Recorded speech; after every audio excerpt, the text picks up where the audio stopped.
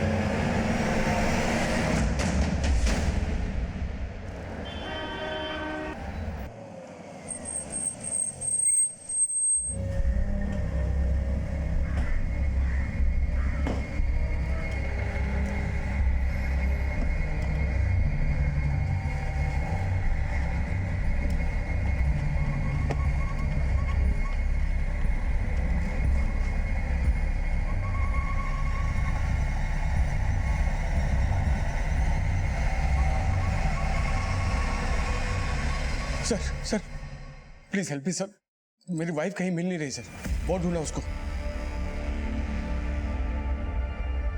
जरा ठीक से बताइए क्या हुआ था? सर हम बोलगंज में रहते हैं। आज मॉर्निंग में मैं, मेरी वाइफ सुरभि और मेरी बेटी रिद्धि बोलगंज से भुवनेश्वर जाने के लिए निकले थे सर। भुवनेश्वर कोटी की जगह? सर भुवनेश्वर में मेरी वाइफ सुरभि की बुआ रहती है सर, वहीं जा रहे थे हम। सुबह गोविंदा मार्केट से गुजर रहे थे तो मेरी बेटी को भूख लगी तो उसने कहा कि मुझे कुछ खाना है, तो मैंने गाड़ी रोका और रिद्धि के लिए बिस्किट्स वगैरह लेने शॉप पे गया।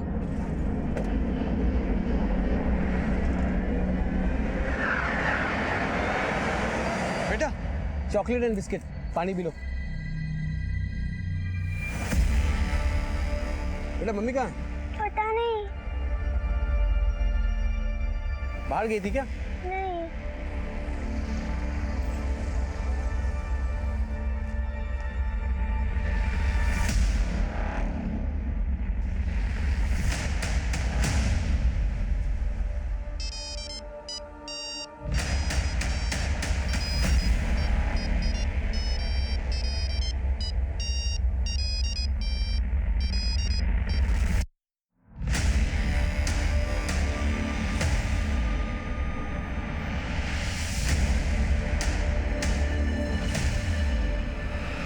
लेकिन गोविंदा मार्केट में तो सुबह से काफी भीड़ भाड़ रहती है, ऐसे कोई कैसे गायब हो सकता है? सर मैं खुद इस बात से हैरान हूँ सर। सर प्लीज कुछ पता कीजिए सर, प्लीज।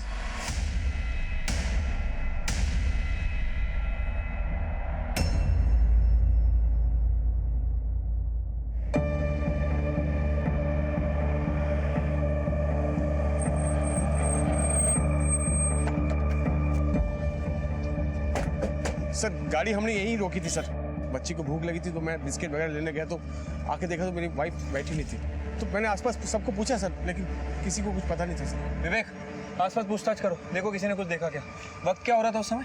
सर करीबन सुबह के 7 बजे होगी। 7? हाँ। आइए।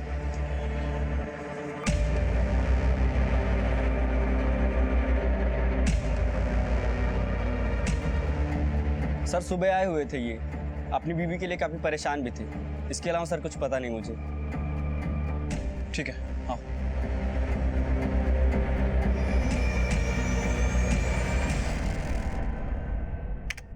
सर सुबह 7:13 पर इसकी कार यहाँ आके रुकती है। ये देखिए सर।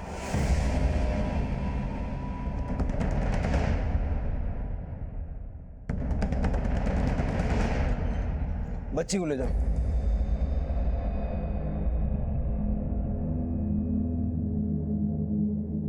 सुना है बहुत हंगामा मचा दिया तूने, बड़े बाजार में सबको यकीन दिला दिया कि तेरी बीवी गायब हो गई। चाल बहुत अच्छी थी लेकिन कामयाब नहीं हुई। कैसी चाल सर? आप ये क्या बोल रहे हैं, मुझे कुछ समझ में नहीं आ रहा। नौटंकी बंद कर, जब तू गोविंदा आया तेरी गाड़ी में तेरी बीवी थी नहीं। अब ये पुलिस के पास मिसिंग कंप्लेंट लिखवाने के लिए आ गया। क्या किया अपनी बीवी के साथ? सर मैं झूठ नहीं बोल रहा सर, वो गाड़ी में बैठी थी सर। आप ये कैसी बात कर रहे हैं? गोविंदा में जहाँ तूने गाड़ी रोकी थी वहाँ का सीसीटीवी फुटेज हमने चेक किया। अब एक भी झूठ बोला ना तो ऐसा सर ये आप क्या कर रहे हैं सर?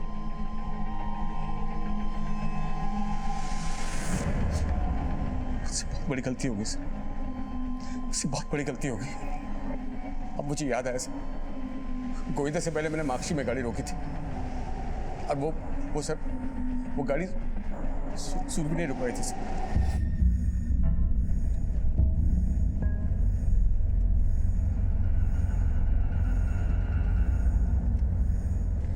अभिनव, गाड़ी रोको,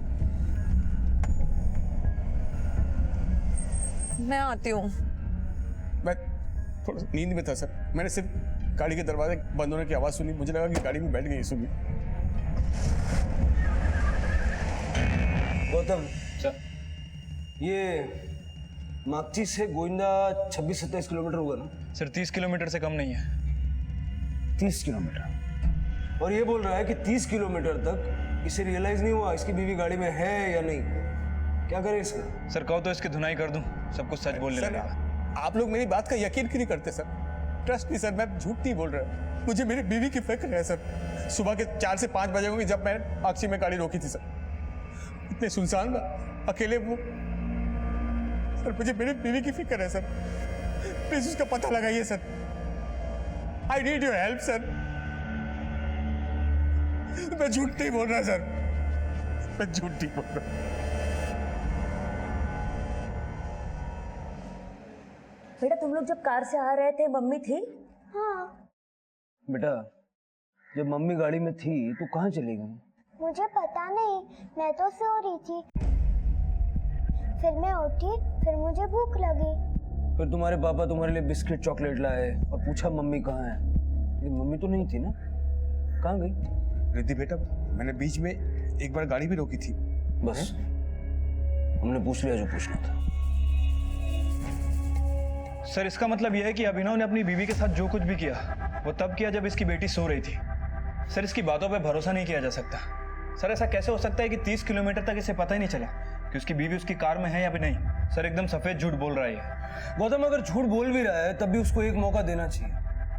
सर माक्ची में सुनसान हाईवे पे एक औरत का होना नॉट सेफ। उसको माक्ची लेके जाओ। ठीक है सर।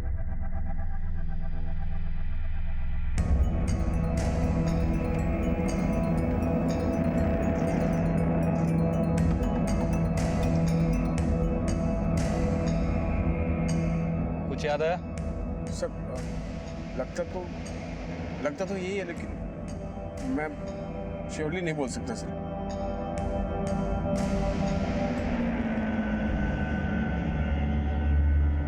सर वो शायद वो आगे मैंने गाड़ी रोकी थी सर एक बार। पक्का? हाँ रोको यहाँ पे।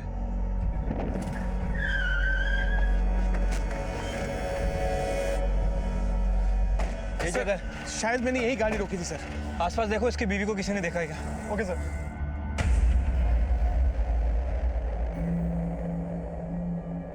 क्या इस औरत को सुबह 4:30-5 बजे के करीब यहाँ देखा था? सर हम लोग तो यहाँ 6 बजे के बाद आते हैं, उस समय तक यहाँ पर ऐसी किसी औरत को नहीं देखा हमने।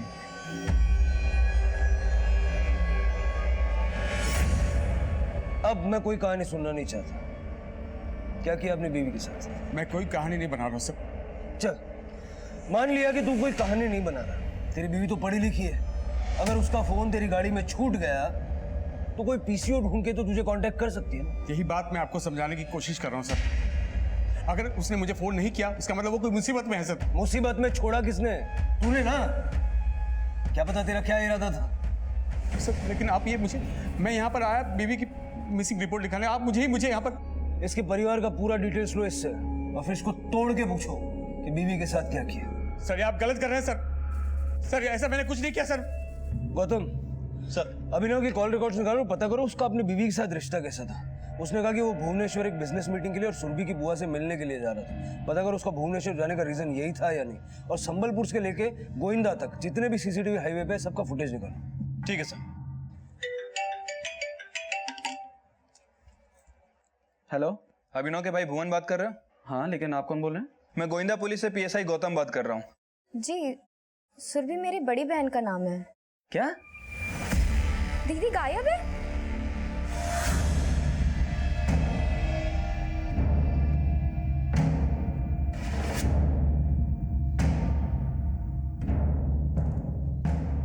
सुरभि एक पढ़ी लिखी समझदार औरत थी जिसने अब तक न अपने पति और न ही किसी रिश्तेदार से संपर्क किया था, लेकिन वो गायब कहाँ थी? पुलिस उसको ढूंढने के लिए हर संभव प्रयास कर रही थी, लेकिन उसका मिलना नामुमकिन सा लग रहा था।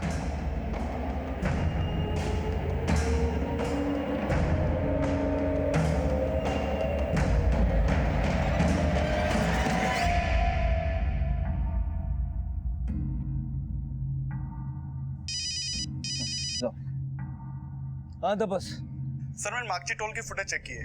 बोलगंज से वापस आते वक्त अभिनव की गाड़ी ने करीब 4 बजे मागची टोल क्रॉस किया था। उस वक्त गाड़ी में अभिनव, उसकी बीवी सुरभि और बेटी रिद्धि तीनों मौजूद थे। और सुरभि मागची से गोविंदा के बीच कहीं गायब हुई। एक काम करो, मागची से लेके गोविंदा तक का स्ट्रेच अच्छे से चेक करो। आप सुरभि की बुआ जी हैं? हाँ जी।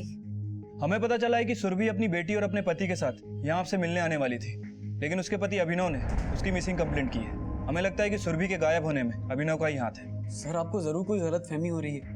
भैया से भूल हो सकती है, लेकिन वो भाभी के साथ कुछ गलत नहीं कर सकते। तुम अपने भाई की बात का यकीन आसानी से कर सकते हो, हम नहीं। 30 किलोमीटर तक उसने रियलाइज नहीं किया कि उसकी बीवी गाड़ी में है या नहीं। उसको भूल बोल रहे हो तुम? सर भैया ऐसा कर सकते, और काम की धुन में उन्हें आगे पीछे का कुछ दिखाई नहीं देता है। वो तो पहले भी ऐसा कर चुके।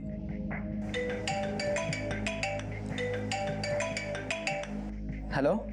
हेलो भुवन, तुम्हारे भैया मुझे यहाँ मार्केट में फिर से भूल के चले गए हैं और यहाँ मुझे बहुत देर से कोई ऑटो भी नहीं मिल रहा है। तुम प्लीज आके मुझे पिकअप कर लोगे? सर भैया भुलक्कड़ स्वभाव के हैं। उनसे भूल हो सकती है, लेकिन वो कोई क्राइम नहीं कर सकते। वो अपनी वाइफ और बेटी से बहुत प्यार करते हैं। सर प्लीज उन्हें छोड़ दीजिए। अब तुम्हारे भैया ने ये सब भूल से किया या सोच समझ के किया, जब तक पता नहीं लग जाता उसे छोड़ नहीं सकते। सर लेकिन भैया के साथ तो रिद्धि भी थी। रिद्धि को हमने उसकी मौसी काव्या के यहाँ भेज दिया। Don't worry about. मैं भैया से एक बार मिल सकता हूँ क्या? भैया आप ऐसी लापरवाही कैसे कर सकते हैं? आप भाभी को ऐसे बीच रास्ते में छोड़ा है। मुझसे बहुत बड़ी गलती हो गई मोहन। मैं अपने धुन में इतना खोया हुआ था कि मुझे कुछ पता ही नहीं चला। लेकिन जैसे लोग सोच रहे हैं ना, ऐसा कुछ नहीं है मेरे भाई। मैंने कुछ नहीं किया। तू समझ रहा ना मैं क्या कर रहा हूँ? मैं कुछ नहीं किया। जाहिर है कि अभिनव का भाई उसके फेवर में ही बोलेगा। सुरभि की बुआ का क्या कहना है? सर बुआ ने भी अभिनव के ऊपर शक नहीं जताया। हाँ, लेकिन उन्हें इस बात का पता नहीं था कि सुरभि और अभिनव उनसे मिलने भुवनेश्वर आने वाले। मतलब अभिनव ने झूठ बोला? हाँ सर, लेकिन सर अभिनव की भुवनेश्वर में बिजनेस मीटिंग कंफर्म थी। ये भी उसकी कोई ना कोई तो चाल है। सुरभि के साथ जो कुछ हुआ वो मागची और गोविंदा के बीच हुआ। हो सकता है कि उसको मार के उसकी बॉडी पे डंप कर दी हो। हर पॉसिबिलिटी चेक करो। ठीक है सर। सुरभि किस हाल में होगी यह भी रहस्य बना हुआ था, पर अभिनव कोई साजिश कर रहा था या उसने भूल से सुरभि को छोड़ा था, ये राज अब भी सुरभि की तलाश पर ही निर्भर करता था। लेकिन फिलहाल सुरभि से जुड़ी कोई भी सूचना नहीं मिल रही थी। इसी दौरान पुलिस को गोविंदा और नाकुची के बीच एक अज्ञात लाश मिली।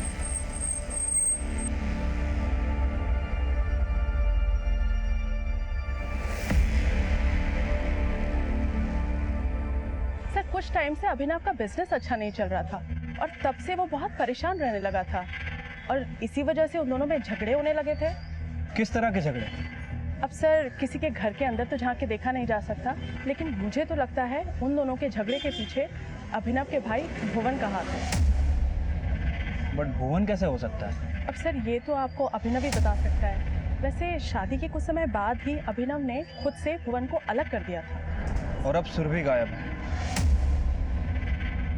सर अभिनव और सुरभि के बीच झगड़े उनकी बेटी के पैदा होने के बाद शुरू हुए। मुझे लगता है सर झगड़े की वजह माँ और बेटी की बीमारी हो सकती है। सर जब रिद्धि का जन्म होने वाला था तब हमें पता चला कि सुरभि भाभी को हीमोफीलिया है, फिर रिद्धि को भी हीमोफीलिया हो गया, जिस कारण से उनके ब्लड प्लेटलेट्स अक्सर कम रहते हैं। और सर ये बीमारी ऐसी कि अगर एक बार कोई चोट या खरोच लग जाए तो खून रुकना बंद नहीं होता। मतलब इलाज का खर्चा रेगुलर, और अभिनव का बिजनेस भी ठीक नहीं चल रहा था।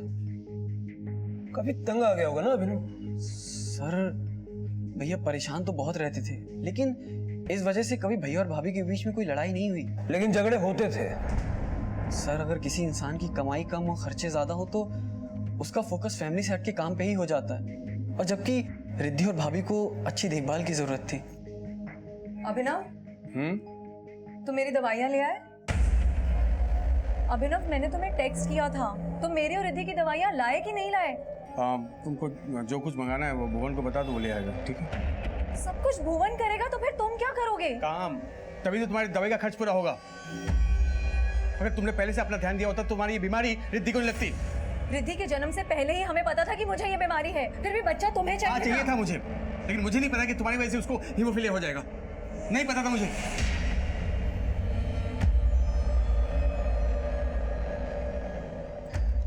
सर हो सकता है कि सुरभि की बीमारी के खर्चों से तंग आकर उसने सुरभि को गायब कर दिया। लेकिन हीमोफीलिया उसकी बेटी को भी। सर हो सकता है कि बेटी को सिंपैथी पाने के लिए रखा हो, ताकि उसके झूठ पे पर्दा डाल सके। हेलो, सुरभि हीमोफीलिया की मरीज थी, हो सकता है उसके साथ ऐसा कुछ हो गया हो जिससे वो हॉस्पिटलाइज हो गई। लेकिन सर मार्क्सी और गोंदिया के भी जितने भी हॉस्पिटल है मैंने सभी जगह चेक किया, सुरभि के बारे में कोई लीड नहीं मिली है सर। सर मार्क्सी पुलिस स्टेशन से कॉल आया था। कल उन्हें मार्क्सी गोविंदा हाईवे के ऊपर एक औरत की लाश मिली थी। सुरभि? सर उन्हें जो लाश मिली वो जंगली जानवरों ने आधी खाई हुई थी। लाश को पहचानना मुश्किल हो रहा है, शायद हो सकता है वो सुरभि ही हो। मैंने कुछ नहीं किया।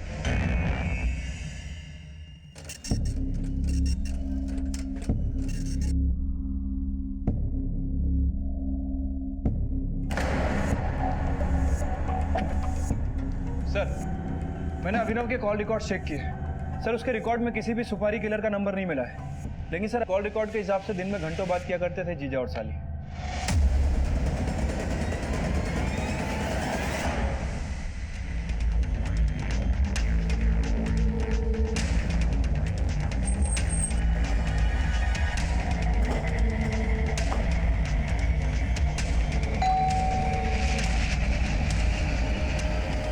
जी सर, हमें काव्या से बात करनी है।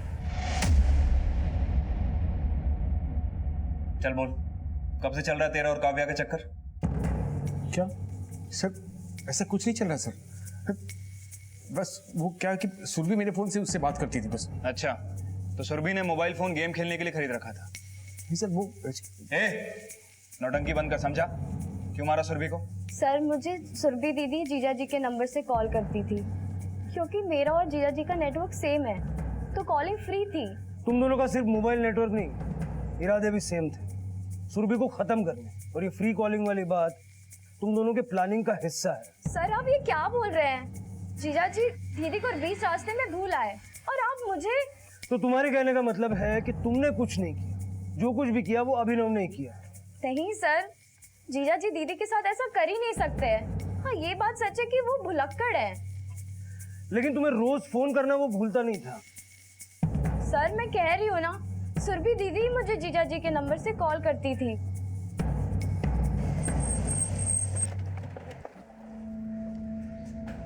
गौतम, लगता है अभिनव और काव्या सोच के बैठे कि अगर फंस गए तो क्या बोलना है। काव्या के कॉल रिकॉर्ड निकलवाओ। हो सकता है कि अभिनव ने नहीं बल्कि काव्या ने उस कॉन्ट्रैक्ट किलर को हायर किया। ठीक है।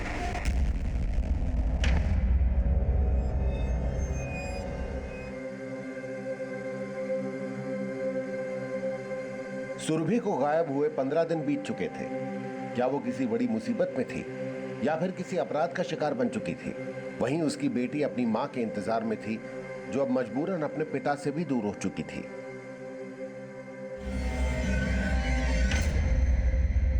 सर, काव्या का पति प्रतीक आया है, वो आपको कुछ बताना चाहता है।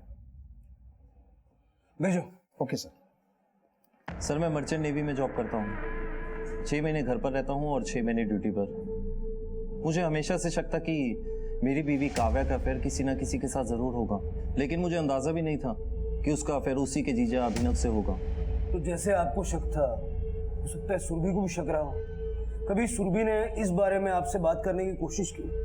सर मेरी काव्या की बहन से कोई बोलचाल नहीं थी। मुझे तो लगता था कि वो भी ऐसी ही होगी जैसी काव्या थी। क्या मतलब? मतलब सर सुरभि भी कम नहीं थी। मुझे तो लगता था कि उसका भी अभिनव के भाई भुवन से कुछ ना कुछ चक्कर जरूर होगा और इसलिए तो दोनों भाई अलग रहते थे।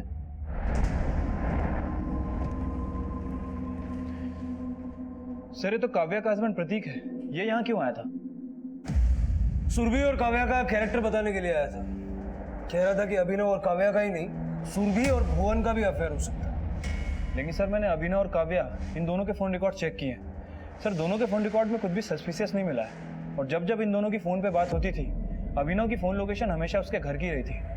सर मुझे लगता है इस प्रतीक का ऐसा बयान देना, इसका मकसद कुछ और ही है। क्या मकसद उसका? सर काव्या और सुरभि के पेरेंट्स की डेथ के बाद उनकी बुआ उनके फादर के घर में ही रहने लगी थी। सर उसी दौरान बुआ ने यह कहा था कि उनकी मौत के बाद वो घर दोनों दामादों के नाम कर देंगे। इस सिलसिले में मैंने बुआ से पूछताछ भी की। सर उनका कहना है कि काव्या अपने पति प्रतीक से ज़्यादा खुश नहीं थी। प्रतीक छोटी छोटी बातों पर उस पर शक किया करता था, जबकि अभिनव के बारे में उन्होंने कहा है कि अभिनव थोड़ा भुलक्कड़ जरूर है लेकिन सुरभि का मर्डर नहीं कर सकता। गौतम, लेकिन प्रतीक ने एक बात तो नहीं बताई है। मान लो कि सुरभि और भुवन का चक्कर था, अभिनव के पास सुरभि को मारने का मोटिव था। सर मोटिव तो हो सकता है क्योंकि जब मैंने पड़ोसी से पूछताछ की तो उन लोगों ने भी भुवन की तरफ इशारा किया था। और सर अभिनव और सुरभि की शादी के बाद ये भुवन उनसे अलग भी रहने लगा था। पता लगा ये भुवन अलग क्यों रहने लगा था और भुवन और सुरभि के अफेयर की बात में सच्चाई कितनी है? ठीक है सर।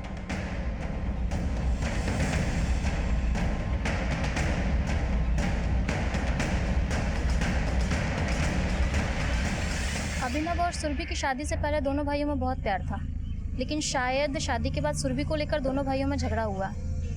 अभिनव तो काम में बिजी रहता था लेकिन भुवन ने घर पे आना बंद नहीं किया था।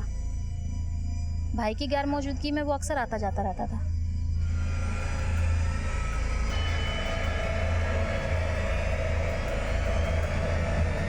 सर आप ऐसा सोच भी कैसे सकते? भैया के पास टाइम नहीं रहता था और भाभी और रिद्धि की तबीयत खराब रहती थी, इसीलिए मैं उनकी देखभाल के लिए वहां आता जाता था। वैसे आ जाके देखभाल करने में तो काफी परेशानी होती होगी। अलग रहने के लिए क्यों चले गए? सर मैं सिविल सर्विसेज के एग्जाम्स की तैयारी कर रहा हूँ। रिद्धि के जन्म के बाद मैं अपनी पढ़ाई पे कंसंट्रेट नहीं कर पाता था, इसीलिए मैं उनसे अलग रहने लगा। जबकि भैया और भाभी तो चाहते भी नहीं थे कि मैं उनसे अलग रहूं।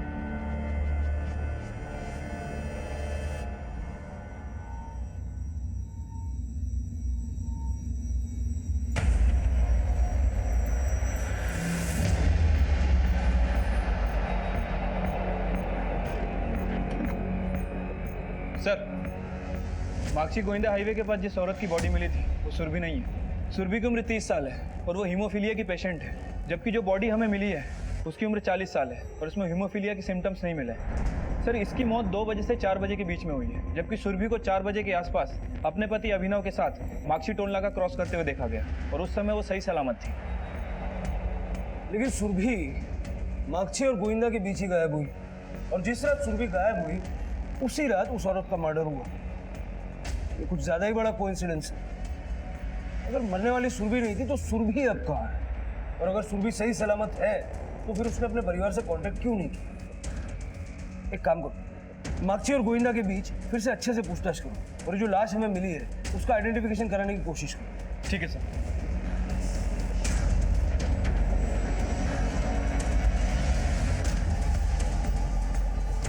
सुरभि अब कहां थी, यह रहस्य अब और भी गहरा होता जा रहा था और सुरभि के गायब होने से अब इस केस में ऐसे सवाल खड़े होने वाले थे जो पुलिस की थ्योरी में 180 डिग्री का घुमाव लाने वाले थे। हेलो सर, मैं बोलगंज पुलिस स्टेशन से सब इंस्पेक्टर जीवन बोल रहा हूँ। जी कहिए। सर मुझे सुरभि के मिसिंग केस के बारे में पता चला तो सोचा आपसे बात करूं। कुछ साल पहले सुरभि ने अपने पति अभिनव के खिलाफ डोमेस्टिक वायलेंस का केस फाइल किया था। उसके बाद हमने उसके पति को अरेस्ट भी किया, बट उसने तुरंत केस वापस भी ले लिया। सुरभि जी, जब आपको केस वापस ही लेना था तो आपने अपने पति के खिलाफ केस फाइल ही क्यों किया? सर मैं सिर्फ अभिनव को सबक सिखाना चाहती थी कि मैं कोई अबला नारी नहीं हूँ। आपको अंदाजा भी है आपके केस वापस लेने के बाद वो आप पर मानहानि का मुकदमा कर सकता है। सर ना तो उसके पास इतना वक्त है और ना ही ये सब करने के लिए दिमाग। बस मैं चाहती हूँ कि वो मुझ पर फिर से हावी ना हो। गौतम, अगर अभिनव को नीचा दिखाने के लिए सुरभि झूठी पुलिस कंप्लेंट फाइल कर सकती है तो अभिनव से हमेशा के लिए छुटकारा पाने के लिए कोई बड़ा गेम भी खेल सकती है। सर मैं कुछ समझा नहीं। काव्या के पति ने हमें बताया कि सुरभि और भुवन का चक्कर हो सकता है। पड़ोसियों से भी हमें ऐसी बातें सुनने को मिली। हो सकता है कि किसी औरत का मर्डर करवा के सुरभि उसे अपना मर्डर दिखाना चाहती हो। हाँ तो बस तो जिस रात उस अज्ञात औरत का मर्डर हुआ था उसकी अगली सुबह वहीं पास के पुलिस स्टेशन में एक कमला नाम की औरत की मिसिंग रिपोर्ट फाइल की गई थी। सर कमला प्रोस्टिट्यूट थी और कमला की मिसिंग रिपोर्ट उसकी 16 साल की बेटी और उसके पड़ोसियों ने करवाई थी। जो लाश हमें मिली है उसका डीएनए कमला की बेटी से मैच करवा के दे और इस कमला के बारे में सब कुछ पता करो। उसका कनेक्शन सुरभि मिसिंग केस से हो सकता है। Okay sir. गौतम, पूरे चांसेस हैं कि इस कमला नाम की प्रोस्टिट्यूट का मर्डर करवा के सुरभि उसे अपना मर्डर दिखाना चाहती है। अभिनव ने बताया था कि सुरभि उसकी बुआ को फोन करके बताने वाली थी कि वो लोग भुवनेश्वर आ रहे हैं, लेकिन सुरभि ने ऐसा किया नहीं था। हो सकता है कि अभिनव के भुलक्कड़ स्वभाव का फायदा उठा के उसी ने मागची के पास गाड़ी रुकवाई। मैं आती हूँ।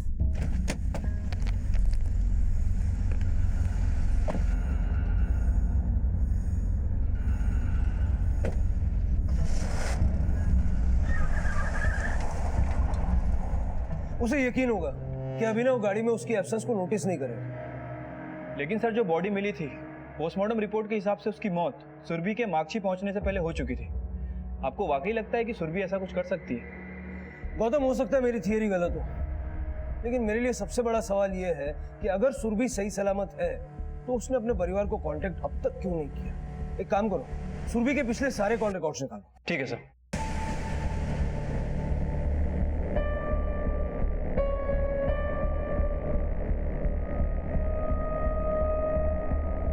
सर पहले आपने बोला कि मैंने सुरभि को मार दिया, अब आप ये बोल रहे हैं कि सुरभि ने किसी और औरत को मरवा के ये साबित करने की कोशिश करी कि वो जिंदा नहीं है। लेकिन उसने तुम्हारे खिलाफ डोमेस्टिक वायलेंस की झूठी कंप्लेंट भी लिखवाई थी। हाँ, क्योंकि वो मुझसे गुस्सा थी सर, लेकिन जैसा आप सोच रहे हैं ऐसा कुछ नहीं है सर। तुम्हें भी ऐसा ही लगता है? हाँ सर, भाभी ऐसा नहीं कर सकती। अगर ऐसा कर नहीं सकती तो फिर गायब क्यों? सर सुरभि के कॉल रिकॉर्ड में कुछ भी सस्पिशियस नहीं मिला है, लेकिन सर एक बात तो कंफर्म है, अभिनव से ज्यादा भुवन से बात करती है। भुवन की कॉल रिकॉर्ड्स अच्छे से स्कैन करो और भुवन का फोन सर्वेलेंस पे रखो। हो सकता है सुरभि और भुवन एक दूसरे के टच में हो। ठीक है सर।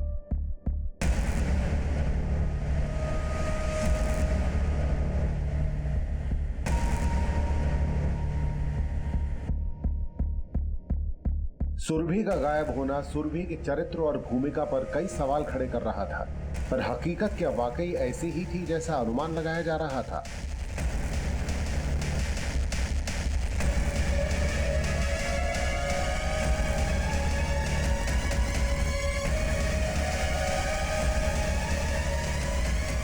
सर मैं दूध की डेयरी में काम करता हूँ।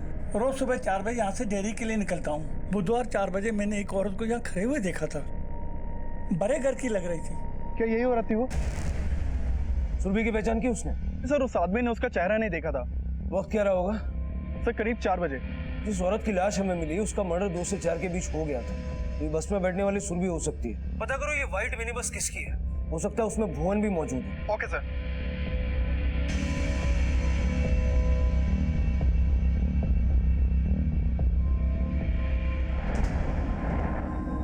अभिनव, तुम मेरा फोन क्यों नहीं उठा रहे थे? मैंने तुम्हें 12 बार फोन किया। सॉरी, नहीं देखा। सॉरी? किस किस चीज के लिए सॉरी बोलोगे तुम? तुम्हें मेरी और रिद्धि की जरा सी भी परवाह है कि नहीं है? अब लेक्चर मत सुनाओ, अगली बार उठा लूंगा फोन। मैं तो तुम्हें सॉरी बोलने के लायक भी नहीं हूं सर।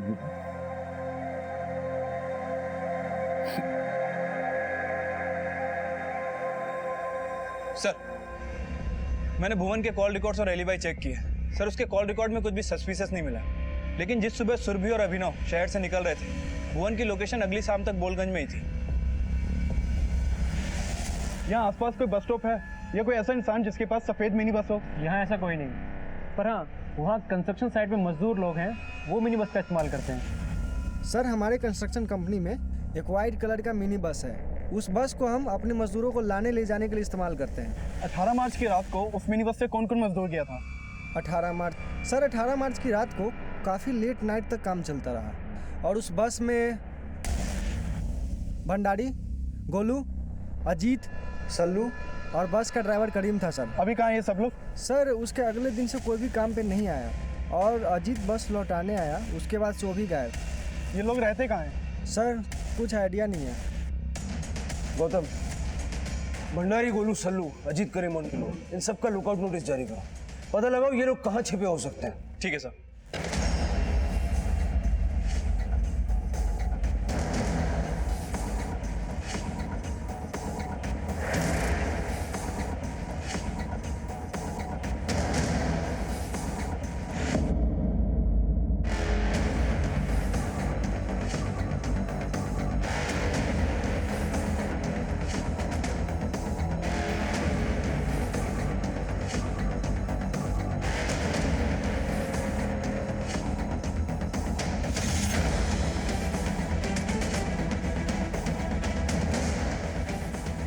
इस केस में अब तक 6 संदिग्ध सामने आए थे, लेकिन इस केस में इनकी भूमिका क्या थी, ये राज अब भी उनकी तलाश तक महफूज था और जल्द ही एक सूचना सामने आई।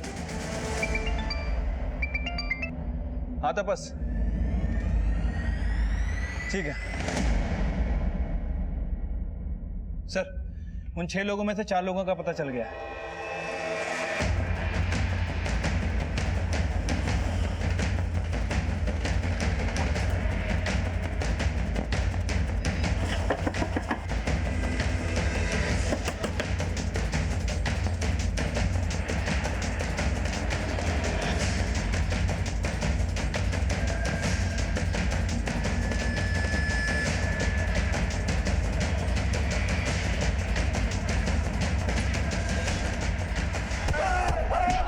रुक जाओ। बुधवार 18 मार्च की सुबह को एक औरत को तुम्हारी बस में बैठते हुए देखा गया। उसी दिन सुबह एक औरत का मर्डर हुआ और एक औरत गायब हुई। अब मुझे ये बताओ, जिस औरत का मर्डर हुआ वो कौन थी और जो गायब हुई वो कहाँ है? सर आप क्या बोल रहे हैं, हमें तो कुछ भी समझ में नहीं आ रहा। समझ में नहीं आ रहा? अब आ रहा है समझ में? कमला का मर्डर तुम लोगों ने इस